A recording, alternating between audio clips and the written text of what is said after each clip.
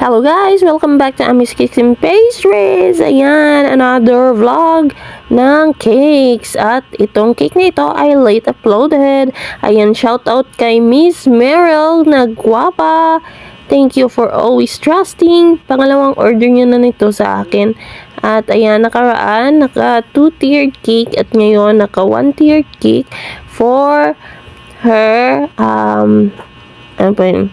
Tita. Kaya ayan, yung team nito ay Anawa. Ano yung tawag doon? Anahaw pala. Pagpasensyahan nyo na. Ito ay team niya ay gold at saka anahaw na lips. Pero binili natin ito sa Orange App. In order pala. At dumating naman ng 2 days before yung cake na gagawin ko. Kaya ayan, mabuti lang at dumating. Kaya yun. Ayan, sabi niya ako nang bahala sa design. Kaya ayan, ako na naman yung bahala. Sana okay yung kinalabasan at nagustuhan din naman ni Miss Meryl. Kaya ayan, thank you so much for trusting. Ayan, inulit ko ulit kasi sobrahan ko sa pag-scrape yung cake natin. Kaya ayan, pati sa itaas na scrape ko na rin. Kaya napag-desisyonan ko, nalalagyan ko din ng white icing sa taas. At saka, nilagyan ko ng gold design. Ito ay non-edible, pero pag kinain mo, hindi ka naman mamamatay. Charot.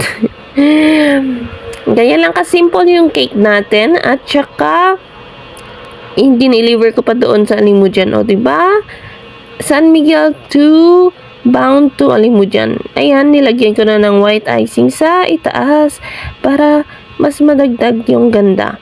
Kaya, ayun, ganyan lang kasimple yung design. Napakaganda. Ayan, nilagyan ko din sa taas ng gold leaf para mas maganda tingnan, diba? Medyo mauti lang gawin, pero okay na yan. Carry naman. Kinagabihan ko ito ginawa at saka kinaumagahan, dineliver natin. Kasi pag inumaga pa tayo mag-icing, wala na tayong time. Kasi yung buligit natin makulit. Pagpasinyan na at antok pa. Medyo yung nagbo-voice over nito. Ayan, at nilagyan ko ng balls na silver at saka gold. Ayan, yung toppers na yan na happy birthday ay pinalitan ko yan kasi hindi magsaranto. Charing. Ayan. Para mas maganda tingnan, di ba? Uniform na gold. Ayan. Charan! Pinalitan ko na siya, guys. Ganyan lang guys for today's video. Love you all, Mama Kiss lang po. Bye!